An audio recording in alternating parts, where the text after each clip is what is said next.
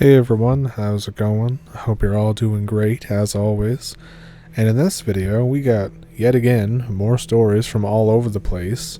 We have some from Northern Europe, some from another part of Europe, some from I think the US, I'm not really sure. And yeah, so if all that sounds like your cup of tea, then pull up a stump and let's jump into it. Thank you for watching. So this happened when I was 16. I was out walking with my friend in the marsh really late at night. We'll call him Billy. So Billy and me are sipping on whiskey, but we're not drunk, we're just a tiny bit buzzed. We're pretty far out in the marsh, maybe 4 clicks from the nearest asphalt road. And now that I think back on it, it may have even been 7 kilometers to the nearest house and 10 clicks to the nearest road. Either way, we're having the time of our lives, enjoying the stars and each other's company. We're just two good friends. We see a shooting star that looks weird. Instead of just burning up in the atmosphere, it looks like it's gonna land close by, and it does. Suddenly, everything goes silent, like we cannot hear the cicadas, not even a bird. It's dead silent and completely dark. The moon goes behind a cloud, and most of the night sky is just gone. Billy starts freaking out. He said he saw a deer or something, and its legs were the wrong way or something like that. Billy wants us to slowly go back down the way we came. I tell him that he must be drunk, and that made him see stuff. And he says, "No man, I'm not drunk. I know what I saw," and he's super serious about this. And it says that you can either follow me back or you can go out here alone. I say, alright, let's go home, and it's a long walk either way. So, as we agree to walk back, we hear a human yelling, "No," off in the distance. It sounded human, but both Billy and I knew that it couldn't be. Not this far out. Not this time of year. And to make it even worse, even though it sounded human, it came from out in the marsh at a place we call the bay, a place where boats are required to have lights on at night. We look at each other and agree that we just have to get out of the area, fast. Suddenly, Billy screams for help, but it wasn't Billy. He looks at me with skepticism. I say, "Did you hear that? That sounded like you when you broke your arm quite a few years ago out here at the bay." Billy says, "We just need to leave now. We have to get out of here." Billy throws the whiskey bottle and tells me to start running. We have to have been running for 30 minutes, just on pure adrenaline. When we stopped to look back, we could see 4 pairs of eyes looking at us. At this time, we decided to just run and not to look back anymore. We kept hearing their voices. "We need help.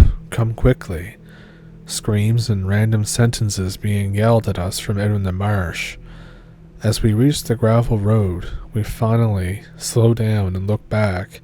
There's no eyes, and we haven't heard the yells in at least 10 minutes.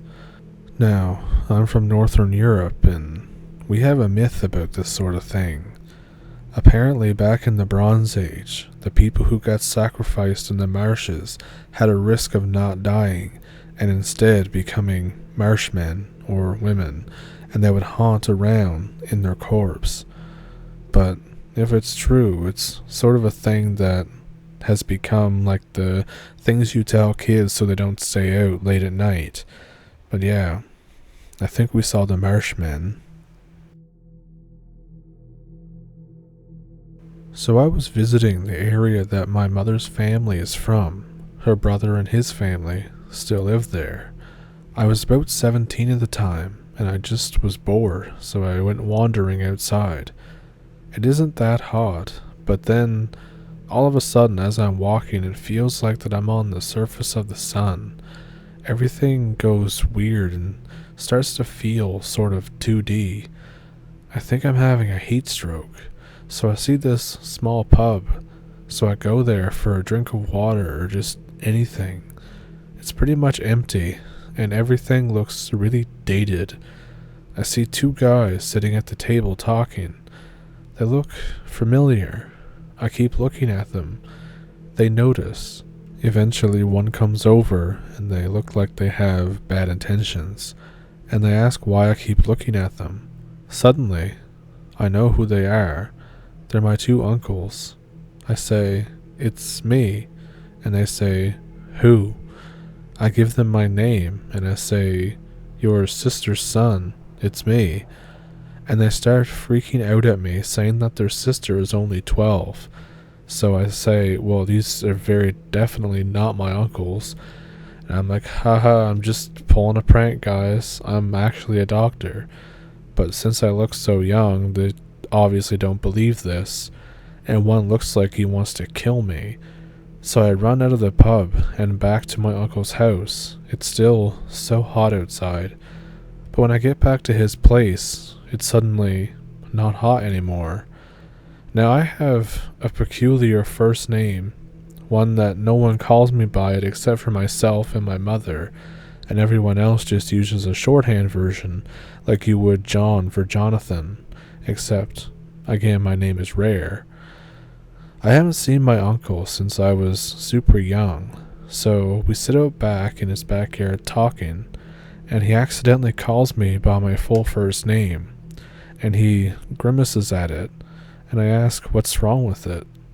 He tells me of how him and his brother back in the 70s used to go to this pub, and one day someone came in and started trying to pull a prank on them, and they had my name.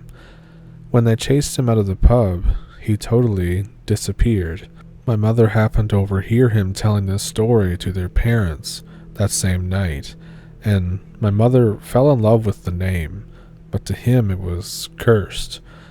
I don't know if I've always been cursed or if I somehow ended up naming myself.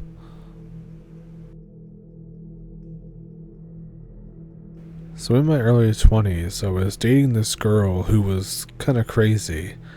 And at this time, I had a massive argument with her, and I was trying to avoid her to cool down. But around 11 p.m. that night, I get a call, and she's freaking out, saying that there's something in the house that's with her. I tell her to call the police, but she insists that it's not a person. So I'm like, "What the hell do you mean? You're being overdramatic and probably crazy." I decide to just play COD with my friends instead, but she keeps calling and texting me, begging me to come over. I finally relent, and I tell her that I'll be over in 20 minutes. I get to her place, and I'm immediately struck with a weird sense of foreboding, cold in the pit of my stomach kind of dread the moment that I open the front door. All her flatmates are away for the weekend. The place looks normal, but it feels really clammy. Not cold, but super humid and damp. I approach her room. It's the second door on the left, down a long hallway that runs between the front door and this large lounge/kitchen area. It's typical old townhouse/villa with wooden floors and high ceilings. It's just so you can get a picture of what I'm talking about. Her doorknob is rattling. I try to catch her, so I open it quick and smart. She's like 10 feet away, huddled in the corner on her bed, covering her face with a blanket. And I'm already thinking, what the hell's going on here tonight? She's freaking out, so I escort her out to the back porch area for a cigarette and a rum, and I ask her what's going on. Apparently she was writing an assignment with her music on, and she heard someone calling someone's name, and she thought it was a visitor looking for a flatmate, so she checked, but there was nobody there. This was no biggie, she could just be hearing things. So she went back to her assignment, and all of a sudden, someone started banging on every single door in the house and calling out a name, but she couldn't make out what name or who they were calling. She checked again, but nobody was there, which is when she called me. After I hung up, someone started walking up and down the hallway, knocking on all the doors again and trying the handles. She called for Jesus, etc., and told them that they weren't welcome, and they just rattled her doorknob and then walked around some more. Now, I'll admit that I didn't really believe her. She was bipolar and whatnot, and, the sex was great, but I was too young to know better. I tell her that we're not leaving, and that if there's someone in the house, I'm going to catch them. So we go to bed, and we're kind of drifting off to sleep, and I don't hear anything weird, so I sleep too. I wake up at 3 a.m. on the dot, and hear this weird wooden clattering sound, and I think, that's weird, and I turn on the lamp and look around, and there's all these African animal ornaments that are on a cabinet on the opposite side of the room that are rocking around, and I figured that probably what happened was that there was a truck that had gone by or something, and it just kind of rattled them, no biggie. I get up to just stop them so I can go back to sleep. So I just get back into bed, and after I'm drifting off, they start up again. Okay, that's weird, but it's not exactly the Frighteners or Casper, so I stop them again, and I just stand there and decide to watch them. I'm staring at them intently, daring them to dance, when all of a sudden a door slams in the hallway, and someone belts down the hall toward the kitchen. And I think, I got you now, so I dive out of the room and give chase. There's nobody there. I head back to her room, and just as I'm about to enter, I feel that same dread again. Now, I'm not a scaredy cat or anything, so I open up the room and stride in, but yet again, there's nothing there. I wake her up and suggest that maybe we should perhaps sleep at my place for the night. Nothing else ever really happened there other than flatmates telling stories similar than what I just had happen to me. Sorry it's anticlimactic, but that's kind of how it is sometimes. I've had other weird stuff I encountered in other houses, but never anything concrete that made me 100% certain like this though. I think I got into a bar fight with a cryptid or a demon or something once. I never learned what it actually was. So I was 23, all full of piss and vinegar as they say. My best friend invites me to visit his family with him and wait on the sticks for a week or two. Now, I have nothing better to do at the time because I'm in between jobs, so I agree to go. He introduces me to his family. They're all very friendly and chill. His grandpa seems intense, slow to speak, and always sounds very considered and sure about what he's saying. He warns me about going too far from the house at night, being a city boy and all that. I tell him that I've been on hunting trips before, which I had, and I know my way around the woods. And he says, not these woods. He goes on to start some story about inhuman things in the area, but the rest of the family quickly just kind of brush him off and tell him to stop before he gets anywhere. One night, the men are out for a drink at the local bar. Me, my friend, his dad, his uncle, and the grandfather. They make a point of telling me that this building is probably older than my great-great-grandfather or whatever, like centuries old. The place is nice and quiet. We're just shooting the shit and drinking when I see my friend look nervous about something. I follow his eyes and I see a guy sitting in the corner next to the door. It's this bulky dude with bright red hair. Before I can get a good look at him, Gramps grabs my arm. He's got a death grip on me. I look at him and he looks terrified. I look around and so does everyone else. They're all staring at their drinks, or just staring at the table. I slowly realize that there's no one else in the bar now, not even the bartender. For a quick second I think that this is some local criminal or a gang member with how they're acting, but that's definitely not how it feels. I try to look at the guy again, but the grandfather squeezes my arm even tighter and it hurts. My friend nudges to me and hisses, "Don't look." The second he says this, I can see the guy move out of the corner of my eye. His face turns toward our table, and he stands up and walks toward us. I look around at everyone for some hint of what to do, but they're just looking down. At this point, I've had too many drinks to be fully aware of what's happening, so I look directly at the guy. He stops in the middle of the room and just looks back at me. He honestly just seems like a normal dude. Tall, youngish, broad-shouldered, normal-looking face, bright red hair. We stare at each other for a few seconds when the city boy in me comes out. I say, "The hell are you looking at?" The guy doesn't respond, but Gramps finally lets go of my arm and stares at the table even harder. All of them are tense. I've been in lots of bar fights at this point, and I've gotten in trouble for it, so I'm looking for any sort of sign of what to do here. The same rules for when I'm drinking with any group of guys. If they tell me to leave them alone, I will. They tell me it's time to go, I'll leave. They tell me it's time to square up, I'll square up. But they give me nothing. They're just trying to pretend like it isn't happening. Eventually, I get mad at this guy staring at me, so I stand up to my full size, which I'm a big lad. I'm 6'3" and I'm quite big. And I say something that I can't remember, like, "Oh, do we have a problem or something?"